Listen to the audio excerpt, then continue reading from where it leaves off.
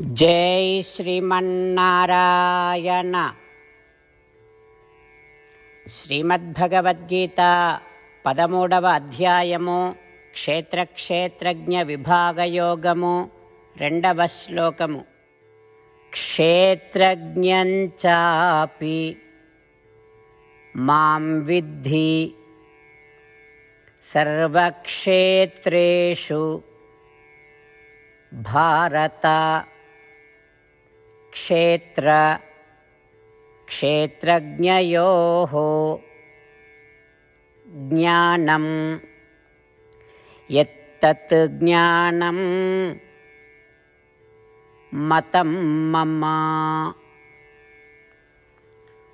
ఓం. గీతాచార్యుడు శ్రీకృష్ణ పరమాత్మ అర్జునుడితో పాటు మనందరికీ క్షేత్రజ్ఞ విభాగ యోగాన్ని ఉపదేశం చేస్తూ ఉన్నాడు. పరమాత్మ ఈ రకంగా అంటూ ఉన్నాడు, అర్జునా, ఈ సృష్టిలో కనిపించేటటువంటి శరీరాలు అన్నింటిలో జీవులు ఆత్మగా ఉన్నారు. అంటే ఆ జీవుల చేత శరీరాలు ధరింపబడుతూ ఉన్నాయి. అయితే శరీరాలన్నింటిలో ఆత్మగా ఉన్నటువంటి జీవులందరికీ నేను ఆత్మగా ఉన్నాను.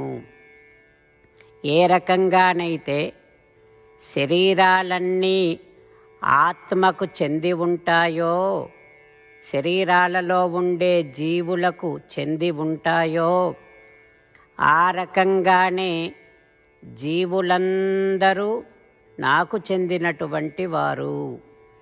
అంతేకాదు, జీవులు ధరిస్తూ ఉన్నటువంటి శరీరాలు కూడా నాకు చెందినవే.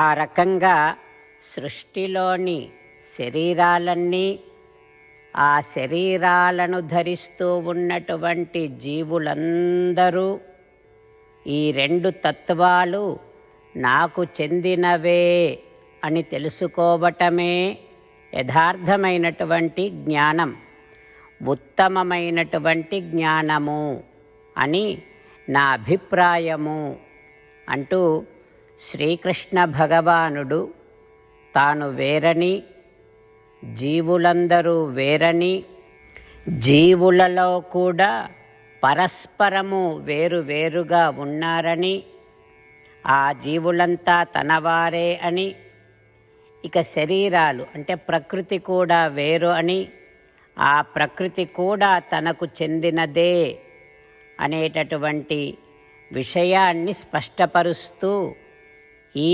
విషయము తెలుసుకుంటేనే, ఈ జ్ఞానము కలిగి ఉంటేనే ఉత్తమమైనటువంటి యథార్థమైనటువంటి జ్ఞానము కలిగి ఉన్నవాడి క్రింద లెక్క అంటూ తన అభిప్రాయాన్ని స్పష్టపరుస్తూ ఉన్నాడు.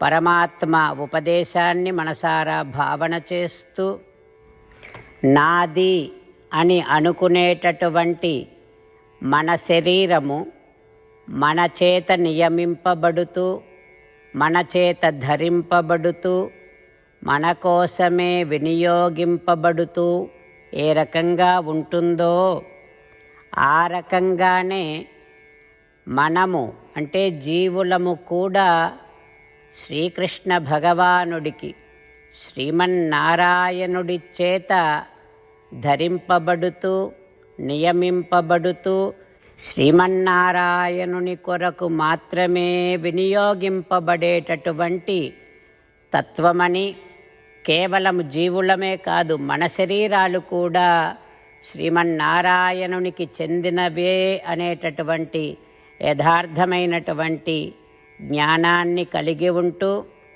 దేవుడు వేరు, జీవుడు వేరు, ప్రకృతి వేరు, జీవులలో కూడా పరస్పరము వేరు అనేటటువంటి యథార్థమైనటువంటి శ్రీకృష్ణ భగవానుడు ఏ జ్ఞానము యథార్థ జ్ఞానమని తన అభిప్రాయమని చెబుతూ ఉన్నాడో, ఆ యథార్థ జ్ఞానాన్ని కలిగి ఉంటూ శ్రీమన్నారాయణుడిని పొందటమే జీవిత లక్ష్యముగా పెట్టుకొని శ్రీమన్నారాయణుడిని మాత్రమే శరణు వేడుకుంటూ పరమాత్మ పలికిన పలుకులను అదేవిధంగా పలికే ప్రయత్నం చేద్దాం.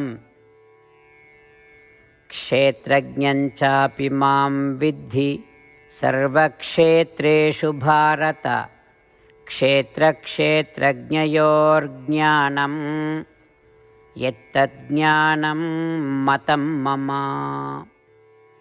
అంతేకాకుండా మనం ప్రతిరోజు శ్రీమన్నారాయణుడికి ఒక 8 పనులు చేస్తాం అని మాట ఇద్దాం. ఎందుకంటే శ్రీకృష్ణ భగవానుడు 18వ అధ్యాయములో 65 నుండి 70వ శ్లోకాల ద్వారా శ్రీమద్భగవద్గీత అంతటికీ సారభూతముగా మనకు 8 పనులు చేయమని చెప్పాడు. అలా చేస్తే చాలు, నేను మిమ్మల్ని అన్ని విధాలుగా రక్షిస్తా అని ప్రమాణపూర్వకముగా ప్రతిజ్ఞ కూడా చేశాడు.